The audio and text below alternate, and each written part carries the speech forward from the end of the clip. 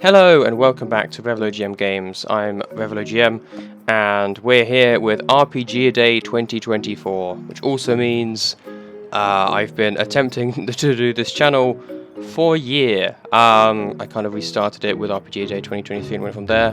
I've not achieved a lot, but you know, I think it's been alright. It's been a fun time, you know, if a learning experience.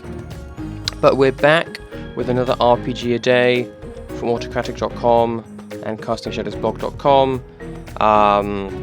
Other stuff, people. What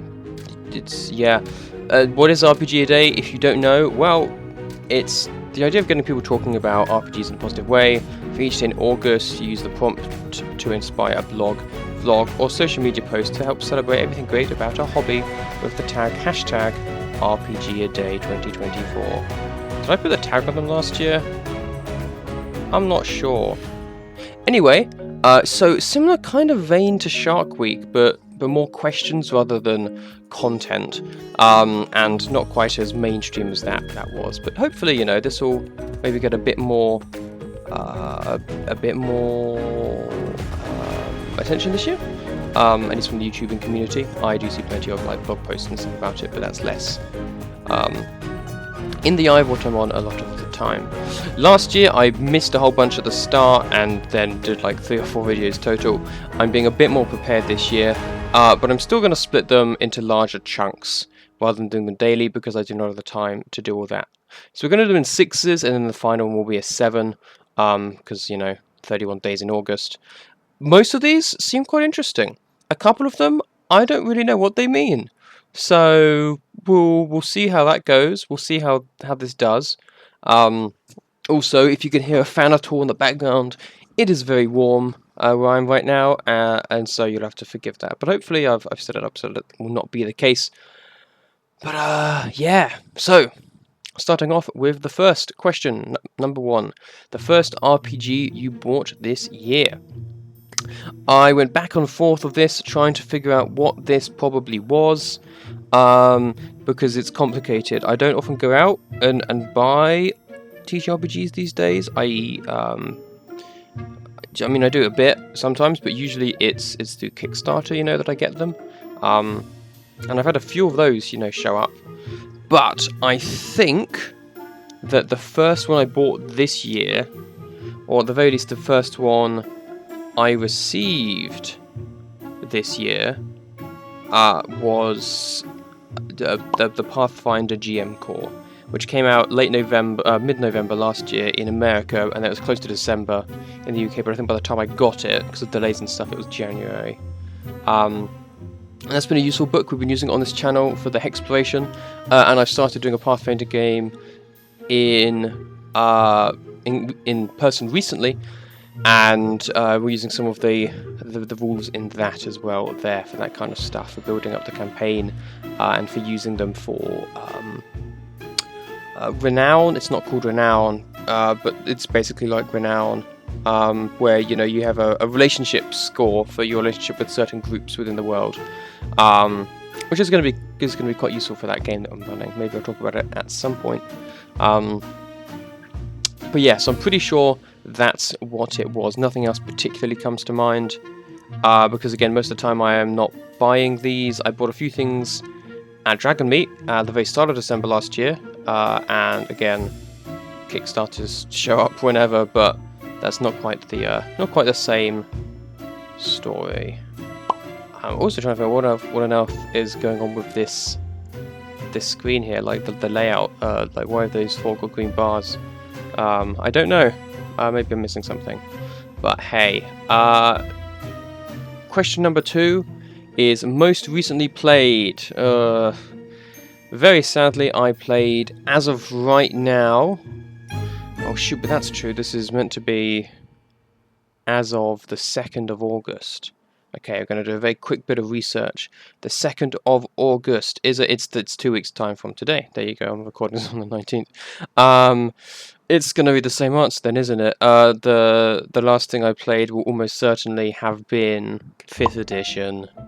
Sorry, boring answer. If it's any bonus, in a few hours, and probably in 2nd as well, I will be playing Pathfinder 2nd edition. just a bit more interesting, which I'm running. I was in a game last night, which I am playing in. It's one of our friends. They've gemmed a bit, but it's kind of one of their earlier campaigns, and it's been an interesting time. You know, it's had ups, it's had downs, as most campaigns do. We spent a long time talking to a guy who had been indoctrinated by a cult, and then had to try and persuade some of the more stab-happy players not to try and kill him before trying to head to a mysterious mansion outside the main city. But yeah, so yeah, 5th edition's the last thing I've played, and recently I've been playing mostly Pathfinder, a couple of games of Pathfinder, 5th edition, and then a bit of Death in Space every now and again, which I will talk about in weekend one-shots at some point in the near future. Thinking of combining that with Lethal Company, just do a kind of fun collaboration piece, because I think that will work quite well together. Which does lead us into question 3, most often played RPG. Our 5e game is once a week. Our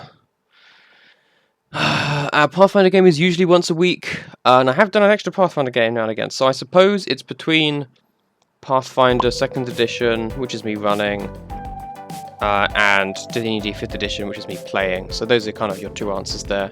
And Death in Space is every other week when we're lucky. It's coming up to more like once a month with how things have been these last few weeks, but hey, that's just the way it goes sometimes. Question number 4, RPG with great art. Ooh, now that is a tricky one. There's a lot, you know, the art's great in a lot of books. Pathfinder has a lot of gorgeous artwork, and it's really cool because they have the iconics. So there is a specific, you know, a barbarian, a specific fighter, and so on. So you get used to kind of seeing them around, and it's fun to see them drawn in different situations, doing different things depending on what the book is describing. It's quite a lot of fun. It's always cool when they bring out new classes to see new iconics too. So a lot of the Pathfinder art is gorgeous. Death in Space has got some quite unique and quirky art for its subject matter. However, I must say a lot of the art in the One Ring and the book I just got very recently, the Moria kind of book. I did talk about the One Ring last year. I just got the Moria book a couple of days ago, and the art in that is really beautiful. It's very cool because it's very Lord of the Ringsy. And it's very pretty, it's very nice to look at. But honestly, most of the books that I've got have nice art. You know, I'm looking forward to when Cryptid Creeks show up, because it's kind of like a more childlike wonder, you know, kind of Gravity Falls-esque style of game, and the art kind of reflects that. At least in what I saw, it's kind of like creepy, but also kind of animation-y kind of thing. It's pretty cool, kind of like Gravity Falls, Hilda, that kind of stuff.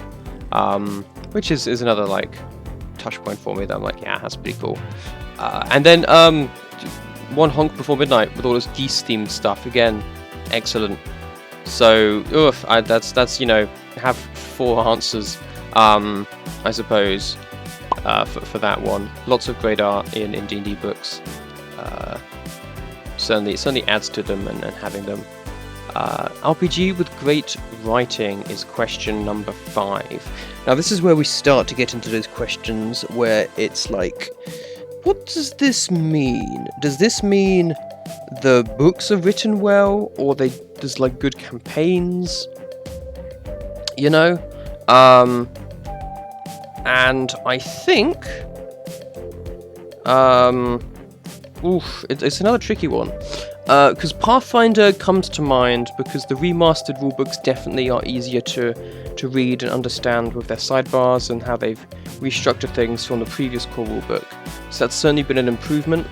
I like a lot of the writing in DCC. That's a lot of fun to read, and usually quite well explained. But there are a few points, like with the characters, the classes, where reading through something just makes it more confusing. rather than less.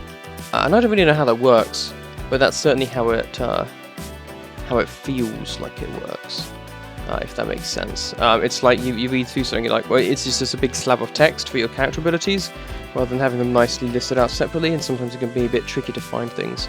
But a lot of the narrations and descriptions and talks about how this book is, like, you know, different and what to expect is very, very well written and quite funny. I think Call of Cthulhu. I've consistently found is quite well written. Quite well written, greatly written. Written well.